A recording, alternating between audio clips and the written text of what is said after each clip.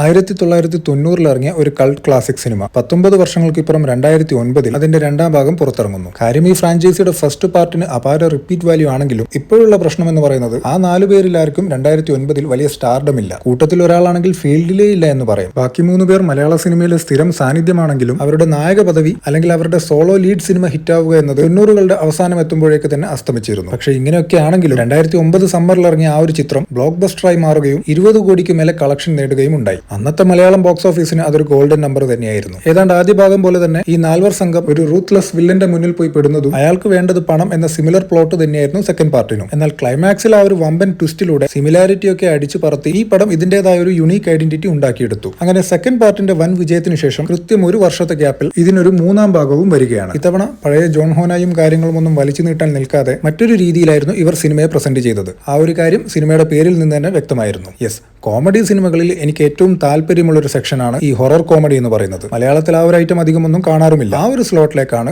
ഈ ഫ്രാഞ്ചൈസിയുടെ 3ാം ഭാഗം in ghost house in വരുന്നത്. ആസ് എക്സ്പെക്ടഡ് സിനിമയുടെ തുടക്കത്തിൽ ഈ 4 സംഘം ഒരു ഹോണ്ടഡ് ഹൗസിൽ താമസിക്കാൻ പോകുന്നതും ആദ്യം കുറച്ച് ഹൊറർ കാണിച്ച് അതൊക്കെ ഫേക്ക് ആണെന്ന് കാണിക്കുന്നതും എന്നാൽ പിന്നീട് അവരുടെ കൺട്രോളിലല്ലാതെ വീണ്ടും ഹൊറർ വരുന്നതും എല്ലാത്തിന്റെയും ഒടുക്കം ഒരു ആന്റി ക്ലൈമാക്സും ട്വിസ്റ്റും ഒക്കെയായി എന്റെ ഒരു അഭിപ്രായത്തിൽ മികച്ചൊരു എന്റർടൈനർ തന്നെയായിരുന്നു ഈ ഒരു സിനിമ. ആൻഡ് തീർച്ചയായും ഈ ഒരു സിനിമയെ പറ്റി പറയുമ്പോൾ എടുത്തു പറയേണ്ട ആ ഒരു സീൻ, ആ കിണറിൽ നിന്ന് പ്രേതം പുറത്തേക്ക് വരുന്ന ആ ഒരു രംഗമായിരുന്നു. എന്താ പറയാ, നിന്ന നിൽപ്പിൽ ഒരു ഹോളിവുഡ് സിനിമ കണ്ട ഫീൽ ആയിരുന്നു ആ സീൻ കണ്ടപ്പോൾ എനിക്ക് കിട്ടിയത്. പലരും പറയുന്നത് ഞാൻ കേട്ടിട്ടുണ്ട് സെക്കൻഡ് പാർട്ടിന്റെ അത്ര എന്റർടൈനിങ് ആയിരുന്നില്ല ഈ തേർഡ് പാർട്ട് എന്ന്. എന്നാൽ എന്നിലെ പ്രേക്ഷകന് ഇതൊരു 100% സാറ്റിസ്ഫൈഡ് മൂവി ആയിരുന്നു. പിന്നെ ഈ 2 ഹരിഹർ നഗറും ഗോസ്റ്റ് ഹൗസ് ഇന്നും ഒക്കെ ഹിറ്റ് ആയതുകൊണ്ടുണ്ടായ മറ്റൊരു ചെറിയ പ്രശ്നം എന്താണെന്ന് വെച്ചാൽ ആ കാലഘട്ടത്തിൽ ഈ 4 പേരെ തന്നെ അല്ലെങ്കിൽ ഇതിൽ നിന്നൊരു 3 പേരെ എടുത്ത് ഒരു ലോഡ് സിനിമകൾ പുറത്തിറങ്ങിയിരുന്നു. അത് പോയി ഒരു ഘട്ടത്തിൽ ഈ 4 പേർക്ക് ഇതേ കഥാപാത്രങ്ങളുടെ പേര് നൽകി. എന്നാൽ ഈ സിനിമയുമായി യാതൊരു ബന്ധവും ഇല്ലാതിരുന്ന ഒരു പടവും ഇറങ്ങിയിരുന്നു. അതിന്റെ പേര് ഞാൻ മറന്നു. എനിവേസ്, ഹരിഹർ നഗർ കോംബോയുടെ പോപ്പുലാരിറ്റിയുടെ പുറത്ത് കെട്ടിപ്പടുത്ത മറ്റൊരു പടവും വിജയം കണ്ടില്ല എന്നത് മറ്റൊരു വസ്തുത.